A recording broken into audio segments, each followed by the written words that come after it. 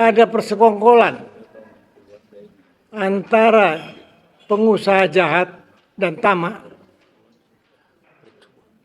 dengan apa yang disebut public figure yang ada di legislatif, yang ada di eksekutif, yang ada di yudikatif, bahkan ada yang di Polri dan di TNI. Mereka persekongkolan. Kalau di PIK 2 itu yang main adalah aparat-aparat keamanan, ya artinya polisi, artinya Trunojoyo, artinya Sigit, ya maka di Rempang itu konon ini ada bau-bau tentara yang main. Jadi artinya pulau itu akan dikosongkan. Oke. Yang menarik sekali Rempang ini adalah negara sudah terusir oleh oligarki di Rempang. Semua aparat desa, camat itu sudah harus keluar meninggalkan Pulau Rempang. Dan perusahaanlah yang masuk berkantor di situ. Bayangkan kantor camat itu yang berkantor adalah camat diusir oleh PT dan berkantor mereka di sana. Dan mereka juga membuat patung naga yang begitu panjang, ya kan? Seakan-akan negara itu udah negara Cina gitu. Tapi kalau beliau gagal menyatakan ini, maka masyarakat Banten siap tawuran secara nasional. Di era Jokowi inilah ya proses legalisasi perampasan tanah rakyat itu mulai masih dilakukan. Terutama bapak-bapak ya seluruh rakyat Indonesia itu harus hati-hati. Jokowi sudah menerbitkan PP nomor 18 tahun 2021 ya tentang hak pengelolaan, hak atas tanah, satuan rumah susun dan pendaftaran tanah. Per 30 atau 31 Desember 2025 ini girik-girik yang kita pegang sebagai bukti kepemilikan itu enggak diakui.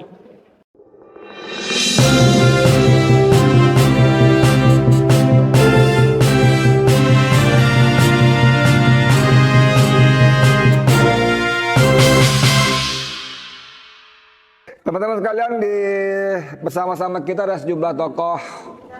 Ada orang tua kita yang sudah lama menghilang. Muncul lagi. Harus turun gunung. Saya langsung ke Pak Surito ya. Beliau ini, waduh, Masya Allah luar biasa. Dan tadi kita ngobrol-ngobrol siap turun gunung. Ini artinya memang situasinya sudah super keterlaluan ya. Sebelah kiri saya ada Bang Marwan Batubara yang tidak pernah off, on terus. Jadi kalau Anda cari saklar nggak ketemu off-nya dia, on terus, atas on, bawah on terus. Yang kedua manusia paling berbahaya saat ini di Indonesia namanya Muhammad Said Didu. Lalu Pak Rito tadi sudah. Sebelah Pak Rito ada aktivis senior juga dari Bandung, Insinyur Safril Sopyan. Ini yang pakai batik ini orang Banten, orang lama sebetulnya, stok lama ya. Sekarang kita keluarin lagi nih karena situasinya menuntut orang-orang lama turun gunung lagi. Bang Ma'mun Muzaki, sehat Bang ya? Ya sehat. Waalaikumsalam warahmatullahi wabarakatuh. Sebelahnya lagi ada Medi Juniarto. Dan yang terakhir adalah last not but least Ahmad Hosinuddin ya, sastrawan politik ya, advokat. Oke, kita kasih ke Pak Surito dulu atau bagaimana? Ya, Pak Rito ya. Jadi kita hari ini ngomong bagaimana para oligarki itu sudah semakin tak terkendali, sudah merasa memiliki negeri ya. Kemarin saya dan Bang Said Didu dengan 5 tokoh lain, misalnya ada Abraham Samad, Abra Eros Jarod dengan kawan itu luar biasa. Mereka betul-betul di daerah bapak-bapak itu berharap kita orang-orang pusat membantu menyelamatkan mereka. Sampai Bang Said Didu dalam pidatonya, kami ini rakyat biasa, tidak bisa apa-apa. Kami datang dan bersuara karena para tokoh, ulama, semua di absen satu-satu, diam saja gitu ya. Oke, jadi di tengah suasana seperti ini memang oligarki harus kita hentikan dan coba kita dengarkan senior kita Bapak Surito. Monggo Pak Rito. Assalamualaikum warahmatullahi wabarakatuh. Waalaikumsalam warahmatullahi wabarakatuh. Dari keterangan-keterangan yang diperoleh dan fenomena yang telah dikumpulkan oleh beberapa rekan kita, antara lain Pak Said Didu dengan aktivis-aktivis lainnya yang telah terjun langsung di lapangan, apakah itu di PIK 2, apakah itu di Rempang, menunjukkan bahwa sekarang ini ada persekongkolan antara pengusaha jahat dan tamak dengan apa yang disebut public figure yang ada di legislatif, yang ada di eksekutif, yang ada di yudikatif, bahkan ada yang di Polri dan di TNI. Mereka persekongkolan. Dan persekongkolan ini digambarkan oleh Prabowo adalah negara di dalam negara. Oleh karena ini kita tidak bisa tinggal diam, kita harus berantas. Kita mesti selesaikan ini urusan. Kalau tidak, kita sangat sedih. Anak dan cucu kita nanti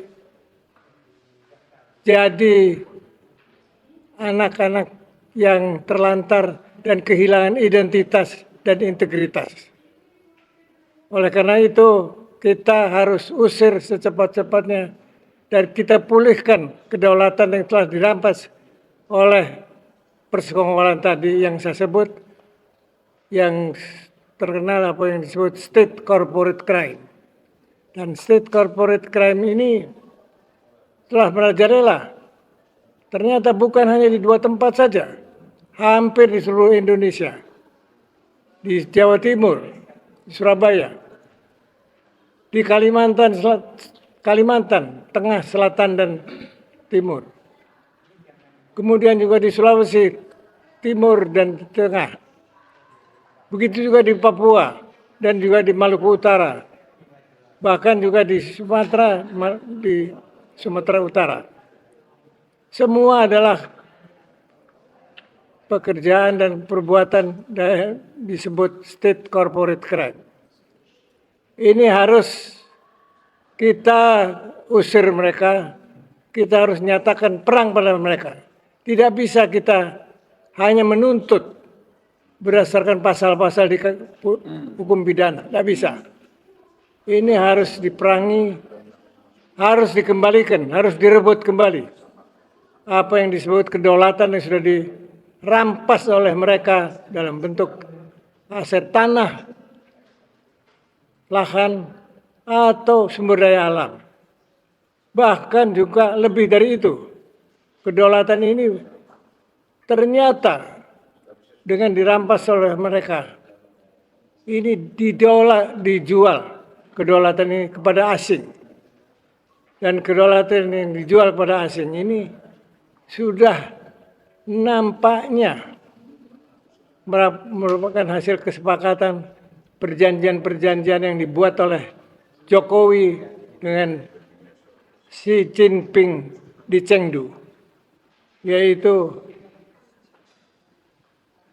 persetujuan untuk membangun IKN dan bentuk-bentuk kedaulatan lainnya yang semua memberikan peluang yang besar untuk masuk dari China, baik dari tenaga kerja asing sampai kepada laboratorium kedokteran dan kesehatan. Oleh karena itu, menurut saya sudah saatnya kita, seluruh rakyat Indonesia, untuk bersatu padu untuk melawan yang disebut state corporate crime, dan kita harapkan pemerintah yang disebut pemerintah baru ini yang namanya Prabowo mau mendengarkan suara rakyat. Kita khawatir kalau nanti terlalu lama ini dibiarkan saja, mereka lebih bisa mengkooptasi orang-orang sekitar presiden yang selama ini sebetulnya merupakan penjahat-penjahat juga dan kejahatan-kejahatan yang dilakukan yang dalam konteks mereka melakukan persekongkolan dengan pengusaha jahat. Saya kira itulah barangkali apa yang saya bisa sampaikan. Terima kasih. Assalamualaikum warahmatullahi wabarakatuh. Waalaikumsalam warahmatullahi wabarakatuh. Singkat, padat, jelas, lugas. Nah, ini luar biasa nih. Saya pindah ke Bang Marwan ya. Bandul pertama biasa. Seperti kata Pak Rito tadi, itu memang ini risikonya kalau moderator di paling pinggir begini. Kalau di tengah kan bisa geser-geser nggak jauh. Oke. Jadi seperti kata Pak Rito tadi bahwa PSN kerjasama corporate trade crime tadi menimbulkan banyak kerugian. Itu ada 576.000 hektar tanah sengketa akibat PSN. 110.000 keluarga terusir. Dahsyat nggak? Saking dahsyatnya itu ya. Nah sekarang kita mau seperti kata beliau tadi, kita nggak bisa jerat dengan pasal ini, undang-undang ini, segala macam. Bang Marwan, silakan. Ya, makasih Bang Edi. Assalamualaikum warahmatullahi wabarakatuh. Waalaikumsalam warahmatullahi wabarakatuh. Alhamdulillahirrahmanirrahim. Allahumma sholli ala sayyidina Muhammad. Memang setelah Jokowi berkuasa, maka level kejahatan ya state corporate crimes itu meningkat. Ini catatan pertama kita. Artinya bahwa kenapa penjahat-penjahat dari sisi pengusaha hitam itu, oligarki hitam itu bisa semakin leluasa untuk misalnya mengambil berbagai sektor-sektor yang akan menguntungkan mereka sekaligus merugikan rakyat, itu semakin leluasa karena memang Jokowi bukan membela rakyat, bukan menjaga kedaulatan negara, tapi justru berkomplot. Itu hal kedua. Kemudian yang ketiga, ternyata cengkraman oligarki Jokowi dan konglomerat hitam ini sampai sekarang itu justru makin dominan atau masih dominan. Namanya saja Prabowo Subianto itu presiden baru kita, dilantik 20 Oktober 2024. Tapi faktanya cengkraman yang dipimpin Jokowi ini masih bercokol. Dan karena itu kita ini jadinya semakin harus aktif untuk terus bersuara dan mengajak seluruh lapisan masyarakat. Untuk apa? Untuk ini dihentikan. Tapi sekaligus ini juga untuk menjadi peluru suntikan keberanian minimal kepada Presiden Prabowo untuk menegakkan kedaulatan rakyat tadi. Kalau tidak, ya mundur saja gitu. Ya, itu yang keempat. Yang kelima, memang naga-naganya ini Prabowo tidak berani atau tidak berdaya keluar dari cengkraman ini. Karena itu, kami menghimbau seluruh rakyat untuk mengerahkan seluruh daya, upaya, energi, dan apapun yang kita miliki untuk melakukan perlawanan rakyat semesta. Bahwa fakta Pak Said Didu baru pulang 2 hari yang lalu dari Rempang. Semalam. Tapi kunjungannya 2 hari yang lalu. Ya. Ternyata kejahatan itu dibanding dulu bulan September itu lebih meningkat. Misalnya beliau sebutkan, kalau di PIK 2 itu yang main adalah aparat-aparat keamanan, ya, artinya polisi, artinya Trunojoyo, artinya Sigit, ya, maka di Rempang itu konon ini ada bau-bau tentara yang main, aparat pertahanan negara. Jadi sektor keamanan polisi itu main di PIK, kemudian kalau sektor pertahanan negara tentara itu main di Rempang.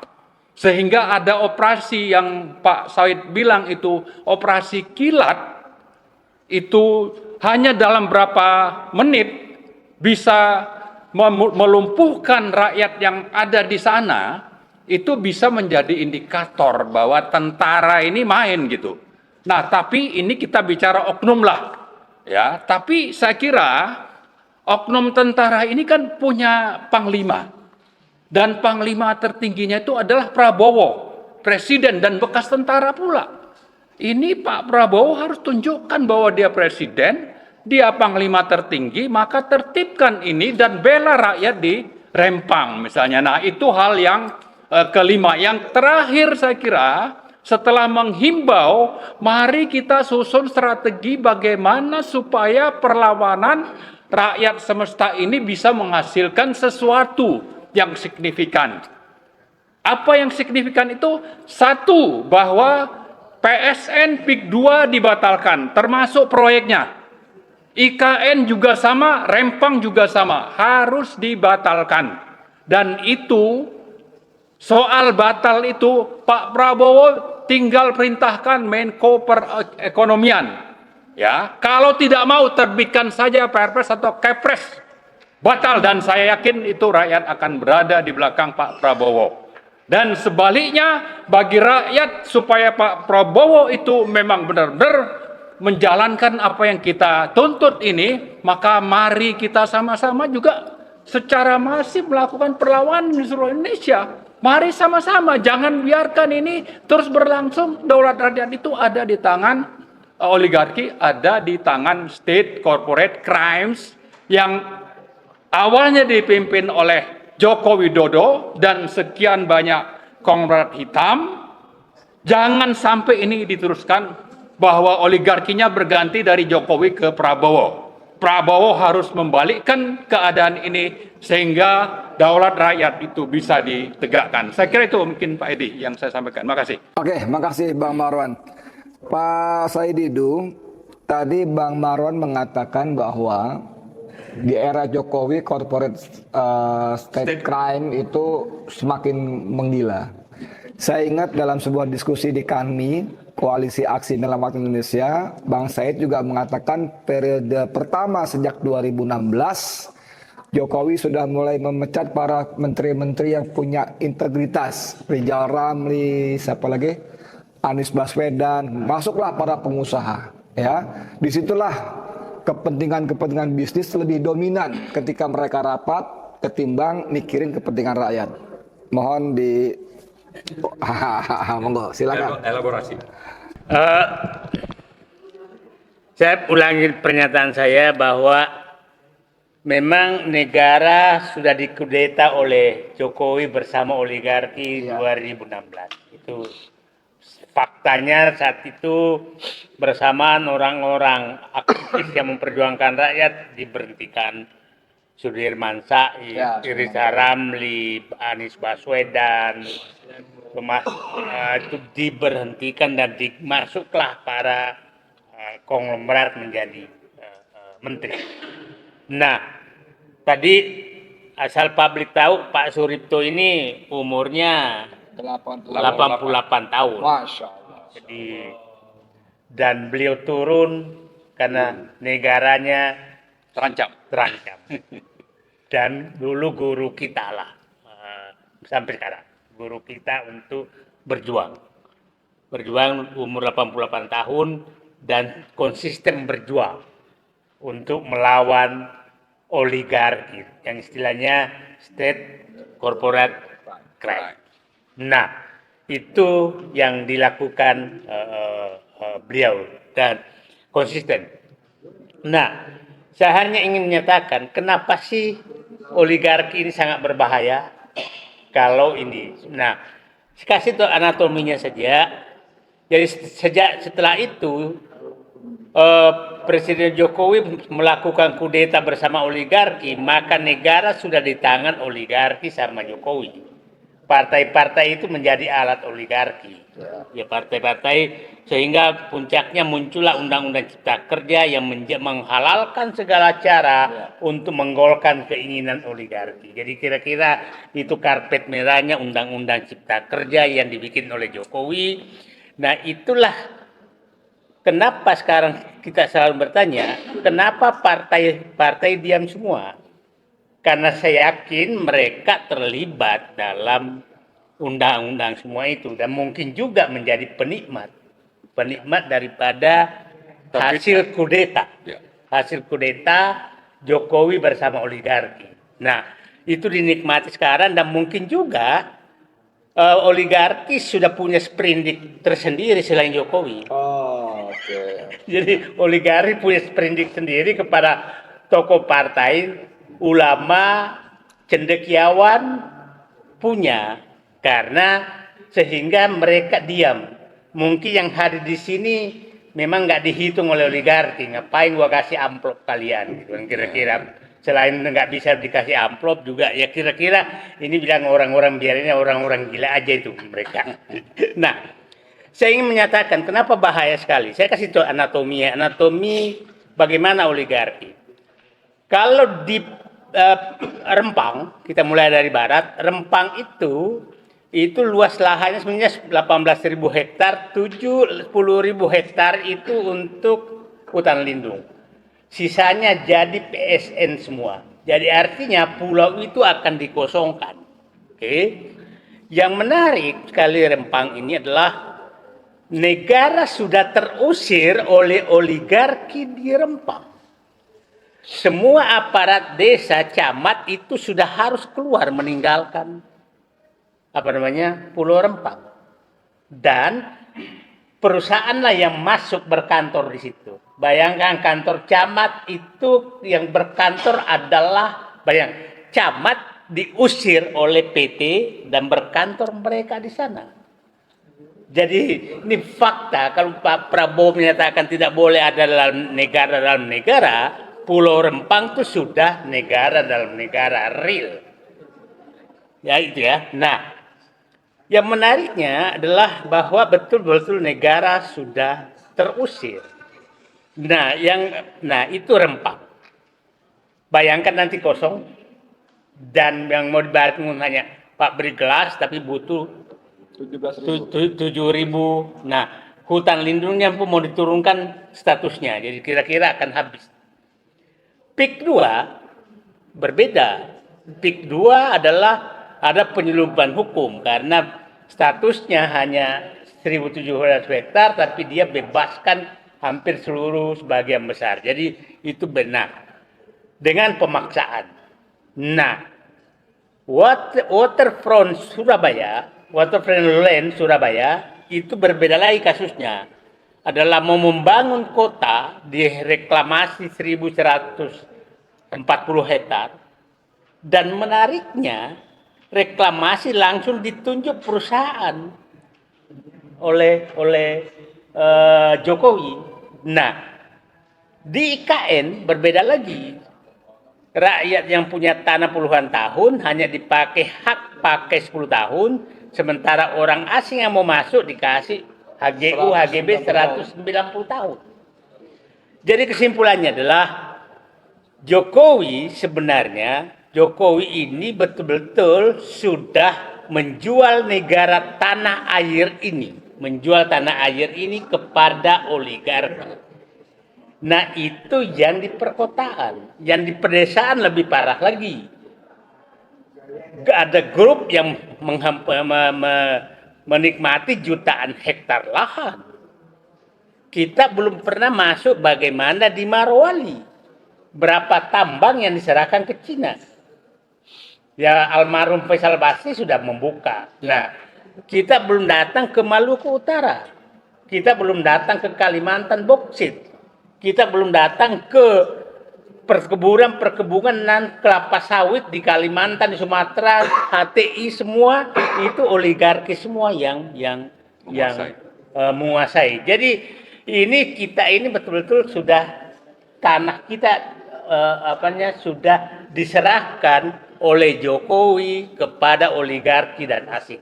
Tanah dan tambang itu sudah diserahkan oleh oligarki dan saya setuju pernyataan Pak Arifto bahwa ini tidak bisa dengan pendekatan hukum normal untuk menyelesaikannya. Ini sudah mohon maaf aja kalau nggak revolusi untuk menyelesaikan ini agak berat.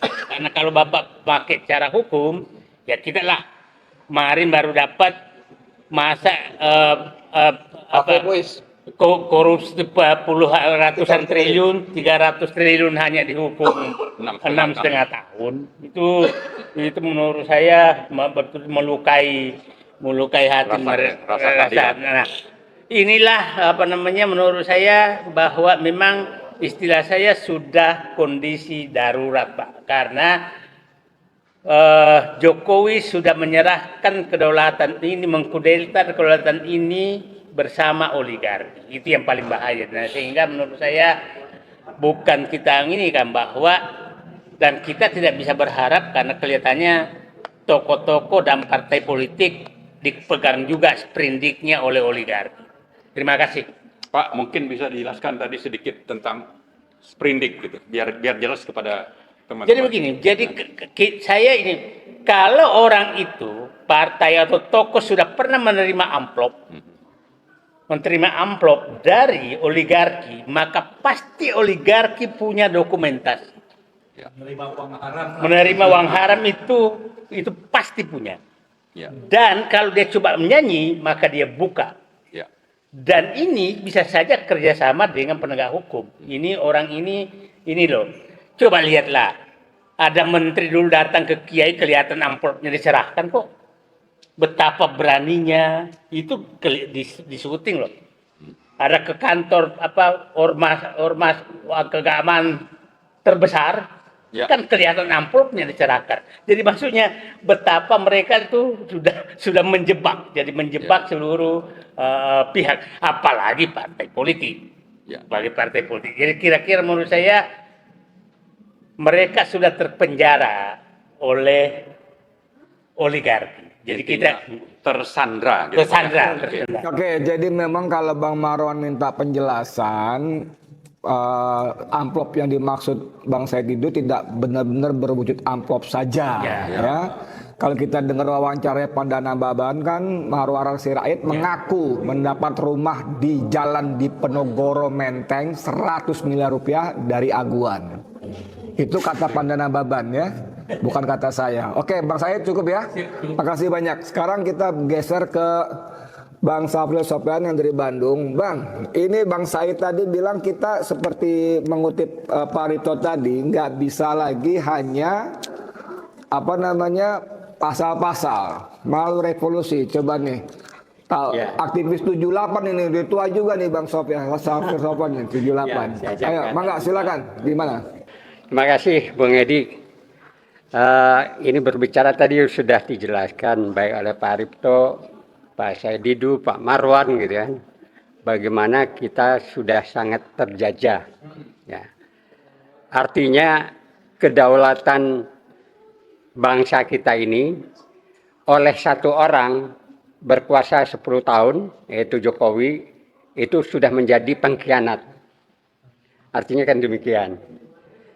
Jadi supaya masyarakat juga paham kenapa kita mempermasalahkan PIK 2 dan Rempang ini. Kalau kami di Bandung, waktu PIK 2 pertama di bulan September itu, kita ada gerakan aksi umat melawan, melakukan aksi di Gedung Merdeka di Bandung untuk mendukung perjuangan dari rakyat Rempang. Kenapa kita berpikir demikian?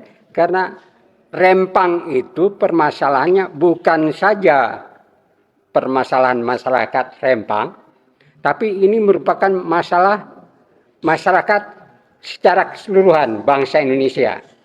Karena Rempang ini sangat strategis. di Selat Malaka. Lalu mau dikosongkan. Ini benar-benar tidak masuk akal karena memang di sana itu ada penduduk yang sudah ratusan tahun berada di sana. Dan mereka ingin kosongkan. Menurut almarhum Rizal Ramli yang kebetulan sahabat saya dan sama-sama sepenjara dulu, itu dikosongkan karena mau dijadikan bukan Eco City, itu bohong-bohongan, tapi pangkalan militer dari Cina. Ya.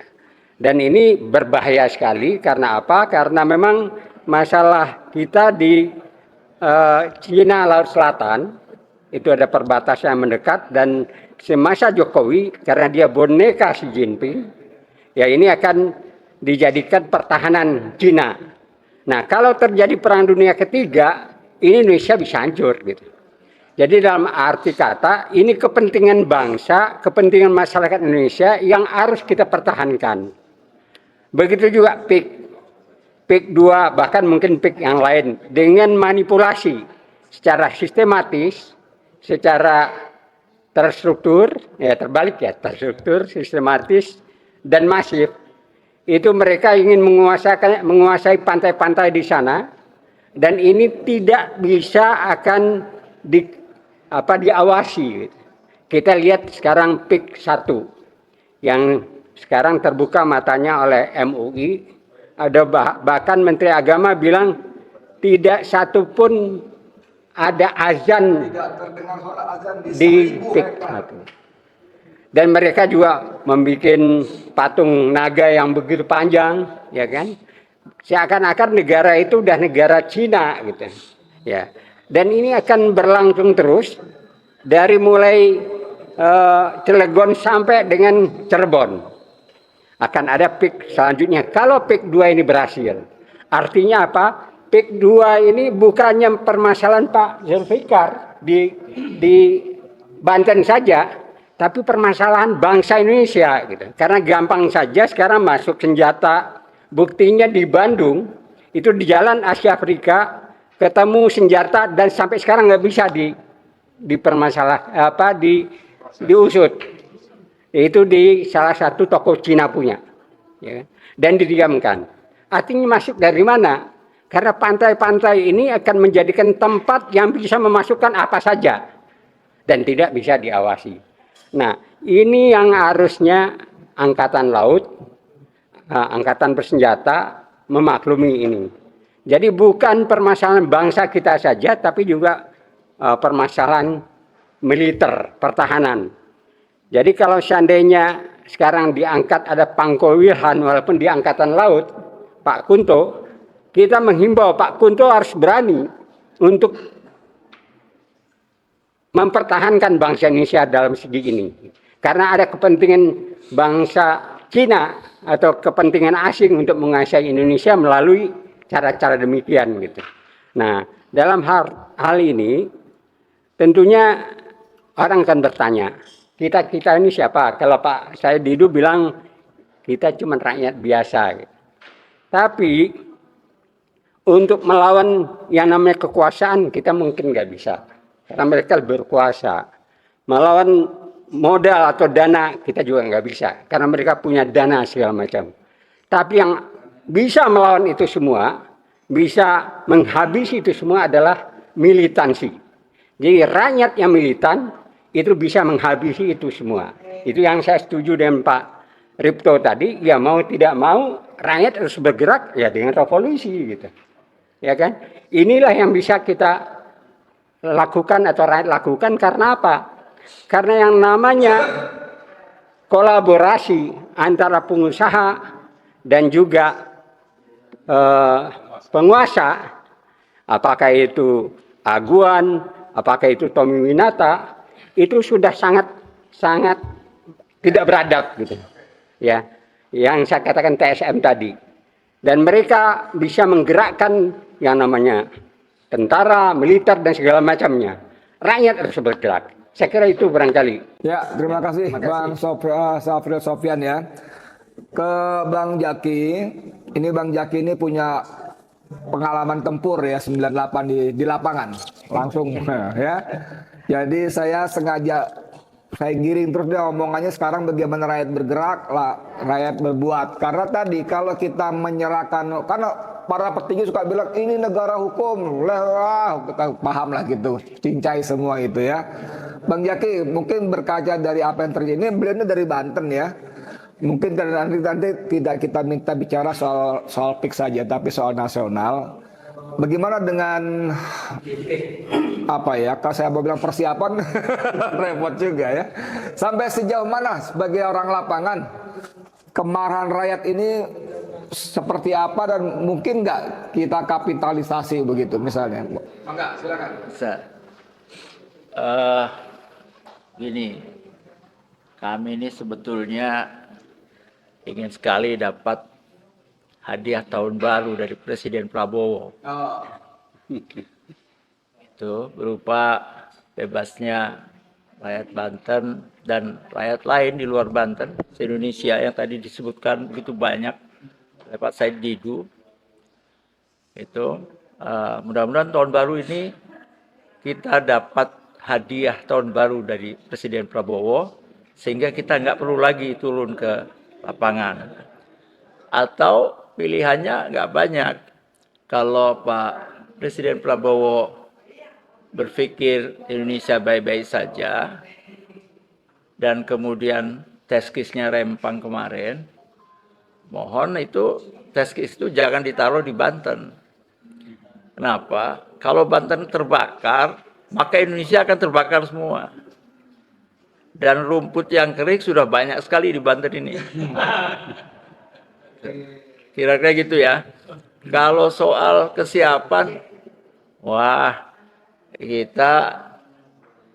saya kira aktivitas Pak Said Didu sama kawan-kawan dan kemudian sekarang bangkitnya komunitas masyarakat Banten di seluruh Banten. Sekarang hampir tiap hari ada podcast baru atau medsos baru di mana orang berani menyatakan sikapnya dan mengatakan dengan jelas, tegas bahwa mereka sedang dikhianati, bahwa hak milik mereka sekarang sedang dipreteli dan diperlakukan dengan semena-mena. Rakyat Banten sadar bahwa di agama mereka diajarkan ada maqasid syariah itu, ya, ada 5 hal yang harus dijaga. Pertama, menjaga agama. Yang kedua, menjaga jiwa. Yang ketiga, menjaga akal. Yang keempat, menjaga mal. Yang kelima saya lupa itu. Nah, 5 hal itu harus kita pertahankan dengan jiwa raga kita. Jadi kalau ada orang yang mencederai harta kita, mencederai diri kita, nafas kita, otak kita, dan kita melawan, gugur di situ, itu kita mendapatkan pahala jihad. Nah, ini merata. Sehingga kita sebetulnya sekarang ini sedang menjaga supaya energi masyarakat itu tidak tumpah dengan cara yang keliru. Jadi kalau Pak Prabowo memberi kita hadiah, oke, sudahlah. Tahun baru ini kita bereskan soal PSN secara nasional. Amin. Maka energi itu akan menjadi energi pembangunan masyarakat Banten dan masyarakat Indonesia secara keseluruhan. Tapi kalau beliau gagal menyatakan ini, maka masyarakat Banten siap tawuran secara nasional.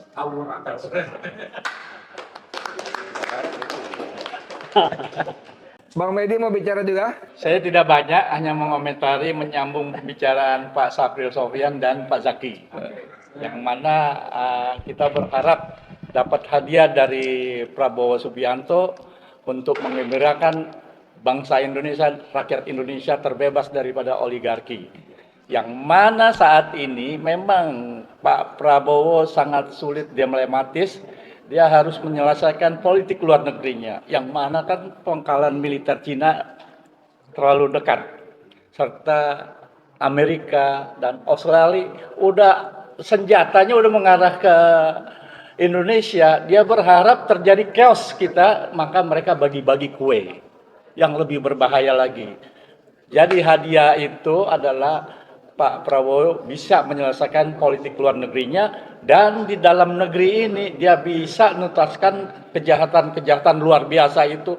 Tangkap semua oligarki hitam, tangkap juga oknum-oknum pejabat yang ikut serta membantu, terutama tangkap Jokowi yang sudah menyesatkan rakyat Indonesia.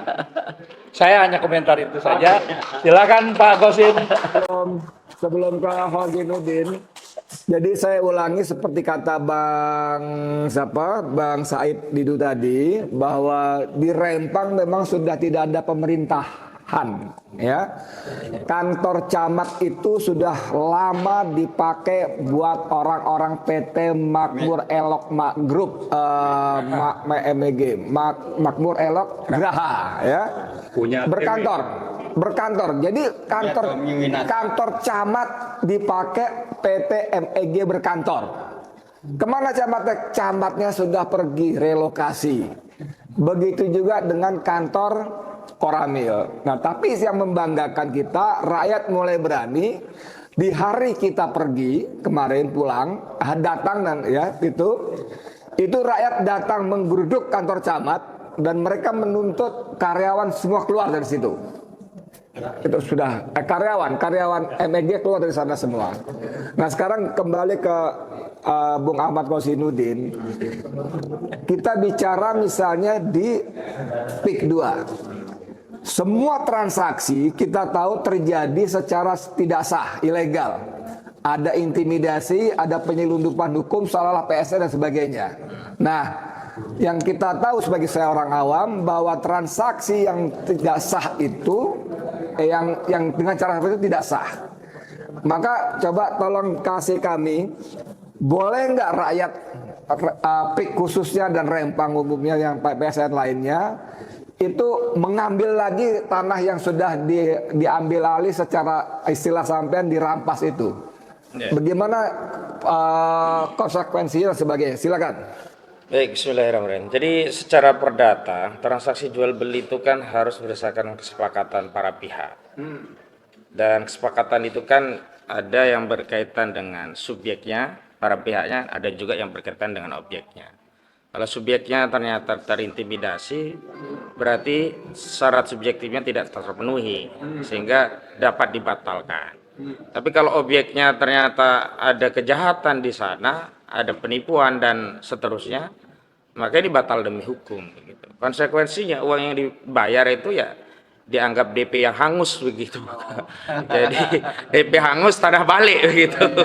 Itu yang diatur secara perdata. Tapi saya ingin melihat lebih jauh dari sisi anatomi ideologi yang hari ini menguasai negara kita. Jadi fenomena yang kita saksikan saat ini adalah reinkarnasi atau bahkan bukan reinkarnasi ya. Ini adalah satu revolusi bukan evolusi. Revolusi kapitalisme yang kian brutal. Kalau dulu kapitalisme itu kan memposisikan negara sebagai penjaga malam, diam, tidak ikut bertindak. Biarkan market ya yang melakukan transaksi barang dan jasa. Sehingga diharapkan dengan supply demand itu terjadi equilibrium gitu ya, kesetimbangan pasar barang dan jasa itu distribusikan berdasarkan supply demand yang terjadi secara alamiah. Negara diminta menjadi penjaga malam. Hari ini kapitalisme yang brutal ini, negara justru melayani kaum kapitalis. Tidak lagi dia menjadi penjaga malam, tapi aktif ronda 24 jam untuk menyediakan lapak bisnis demi keuntungan kapitalis dengan merampas tanah rakyat. Makanya saya berulang kali mendefinisikan PSN itu sebagai apa? Sebagai upaya merampas tanah rakyat berdalih PSN untuk lapak bisnis para oligarki. Ada yang oligarki properti, ada oligarki tambang, ada oligarki kehutanan, atau ada oligarki perkebunan, macam-macam. Hanya kalau di Banten itu kan yang miris, kalau dulu oligarki merampas tanah ya hak rakyat secara publik itu kan di gunung-gunung, di hutan-hutan, di sana ada tambang yang mereka ambil, kemudian ada kayunya, setelah kayunya diambil jadikan kebun sawit milik mereka. Ini nggak ada orangnya. Urusannya hanya pengkhianatan negara yang melayani kepentingan mereka. Hari ini negara melayani sampai mencarikan jarahan tanah tadi di tanah-tanah ada penduduknya. Dengan dalih PSN seolah-olah orang yang punya tanah tadi tidak punya hak untuk membela diri karena ini proyek negara, terpaksalah dilepas. Bukan karena murah, daripada tidak dapat sama sekali. Akhirnya apa? 30.000 pun dilepas daripada ngelawan negara. Aguan ini kan yang menjadi soal karena dia menjual narasi PSN di lapangan seolah-olah proyek PIK 2 itu semuanya adalah proyek strategis negara. Sehingga muncul satu pendapat umum di tengah masyarakat khawatir kalau melawan ini seolah-olah melawan negara. Padahal sejatinya kita tidak melawan negara. Kita melawan aguan, oligarkinya gitu. Dan memang kalau kita runut di era Joko Widodo, Bang Marwan itu musuh bebuyutan Jokowi itu. Dan memang iya, di era Jokowi inilah ya proses legalisasi perampasan tanah rakyat itu mulai masih dilakukan. Terutama bapak-bapak ya, seluruh rakyat Indonesia itu harus hati-hati.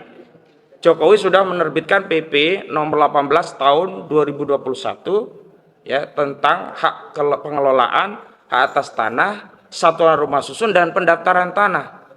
Per 30 atau 31 Desember 2025 ini giri-giri yang kita pegang sebagai bukti kepemilikan itu enggak diakui. Ada waktu 5 tahun untuk melakukan konversi giri itu untuk dilakukan pendaftaran untuk menjadi SHM. Pertanyaannya, masyarakat siapa sih yang punya uang bisa daftar semuanya? Sebenarnya kalau kita merujuk ke UPA Undang-Undang Nomor 5 tahun 60, pendaftaran sistematis itu kewajiban negara loh. Jadi kalau ada rakyat tidak punya surat, negara yang berkewajiban mengeluarkan surat untuk mengakui hak rakyat. Bukan sebaliknya, kayak di Rempang, rakyat tidak punya surat, kemudian TW dikasih surat, lalu mereka mengatakan, mereka nggak punya surat, ngusir rakyat Rempang, sementara TW dia nggak pernah datang ke Rempang. Apa dasar hukumnya TW ini datang mengusir rakyat di Rempang? Dia kan bermodal surat yang dikeluarkan oleh negara, konsesi. Padahal rakyat sudah lama. Ketika ditanya, oh mereka nggak punya syarat. Ini kan yang keliru bukan rakyat, karena rakyat sudah turun-temurun tinggal di situ. Sesuai dengan UUPA, ada pendaftaran yang sifatnya sporadis, rakyat yang berinisiatif mendaftarkan. Ada pendaftaran sistematis, kewajiban negara untuk melindungi hak tanah rakyat dengan mendaftarkan secara sistematis. Ada satu kajian yang menarik dari Forum Korban Mafia Tanah Indonesia yang ketuanya SK Budiharjo. Beliau itu menyarankan agar pendaftaran secara sistematis ini efisien, efektif, murah, cepat. Maka pengukuran itu dilakukan antara batas tanah masing-masing rakyat sehingga saling kenal kan. Oh tanah kamu di situ ya, kita buat. Langsung daftarkan BPN. Di situ menutup celah para perampas tanah itu meletakkan NIB di atas tanah rakyat. Sekarang kan modusnya begitu. Tanah kita udah girik, bahkan SHM diletakkan NIB, ngambil girik dari tempat lain. NIB itu apa? Nomor induk bidang tentang lokasi dari tanah itu, begitu ya. Yang itu dijadikan dalih ngerampas. Jangankan girik, sekarang yang punya SHM pun bisa diusir. Kenapa? Karena pendapat yang dikuatkan adalah pendapat negara, tinggal BPN-nya.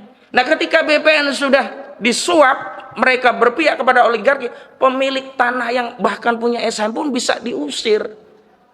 Padahal kalau dia ya mengurus secara normal, ada pendaftaran sifatnya sistematis itu, saling tahu.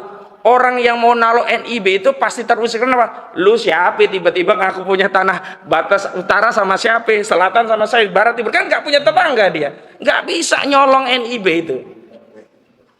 Makanya kalau sudah begini, saya setuju pendapat dari SK Budiharjo FKMT, memang harus ada perpu mengembalikan kedaulatan tanah ini ke asalnya. UUPA itu sebenarnya desainnya sudah bagus loh. Ada inisiatif rakyat secara sporadis untuk meningkatkan haknya, ada kewajiban negara mendaftarkan secara sistematis. Nah ini diterabas oleh saudara Joko Widodo dengan PP nomor 18 2021 tadi. Kita diberi waktu memang 5 tahun dari 2021 sampai 2025 Desember. Cuma pertanyaannya, siapa sih bang yang bisa ngurus secara sporadis? Butuh duit nggak? Butuh duit, rakyat kan nggak ngerti. Nah tahu-tahu nanti desainnya yang mau ngerampas ini main dengan BPN, terbitkan ya sertifikat atas nama. Nah orang tadi bawa gire, oh udah nggak diakui. Per Desember 2025 nggak bisa lagi. Jadi Januari 2026 kalau kita punya gire nggak bisa jadi bukti kepemilikan. Itu ditegaskan di pasal 18 ayat 1 dan kemudian ditegaskan 280 waktu batas daripada limitasi 5 tahun harus segera ditingkatkan. Artinya apa? Seolah-olah negara begini, oh lo kalau punya giri segera daftarin nih, gua kasih waktu 5 tahun. Kalau enggak ya gua nggak akui itu sebagai bukti. Kan bukan begitu harusnya. Harusnya negara yang melayani, mendaftar secara sistematis bukan sporadis. Nah memang ada program pro, nah tapi kan nggak semuanya terjangkau. Nah saya kira, jadi kalau kita bicara tentang Rempang, tentang PIK 2, ini kita tidak bicara dua lokasi ini, tapi fenomena perampasan tanah rakyat oleh oligarki ya, menggunakan kekuasaan state yang kalau istilah Pak Suripto adalah state corporate crime ini terjadi secara sistematis, struktural dan masif. Yang diuntungkan beda saja. Misalnya kalau di PIK 2 Aguan yang diuntungkan. Kalau di Rempang yang diuntungkan TW. TW itu siapa? Tommy Winata ya. Kalau di misalkan di Lido itu Haritanu. Coba cek daftar PSN itu siapa yang paling diuntungkan dari proyek-proyek strategis. Gitu. Makasih banyak. Closing sini. Oke ya. Luar biasa sekali. Ya teman-teman sekalian, demikian obrolan kita dengan sejumlah tokoh yang sangat mencerahkan dan menginspirasi. Beberapa mencerahkan karena menambah pengetahuan dan menginspirasi untuk melakukan aksi, maksud saya begitu ya. Karena omon-omon kita semua capek, pasal, ayat, perpu apa segala macam sudah bertumpah ruah. Tapi semua memang ada sumber manusianya. Dan tadi kalau saya bilang boleh nggak rakyat merebut kembali tanah yang sudah dikasih DP itu adalah bagian dari supaya memberikan motivasi rakyat untuk bergerak ya. Tidak bisa tidak, tokoh senior kita 88 tahun pun sudah turun gunung. Artinya sorry, revolusi nggak bisa enggak ya, tinggal kita mainkan jurus-jurusnya supaya kejadian. Demikian kurang lebih bermanfaat, semoga bermanfaat. Monggo Bang Marwan. Tangkap Jokowi. Tangkap Jokowi. Tangkap Aguan. Tangkap Aguan. Tangkap Tommy Winata. Tangkap Tommy. Tangkap Antoni Salim. Tangkap Antoni Salim. Merdeka. Merdeka. Makasih banyak. Assalamualaikum warahmatullahi wabarakatuh. Direvisi bukan merampas kembali, seolah-olah bukan hanya mengambil kembali tanah. Mengambil kembali. Oke. 3, 2, 1. Terima kasih narasumber. Terima kasih kawan-kawan.